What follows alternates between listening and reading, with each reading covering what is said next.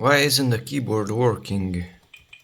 And it's making a sound, so the start menu is not opening by pressing the Windows key.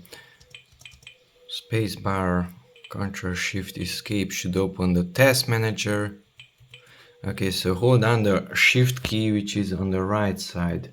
So the Shift, hold it down around 8 seconds, the right one, not the left one, and a certain feature should be disabled. That's the filter keys. It made a sound and now it is disabled. Now if I press the Windows key, now it is functional. It's opening and closing the start menu.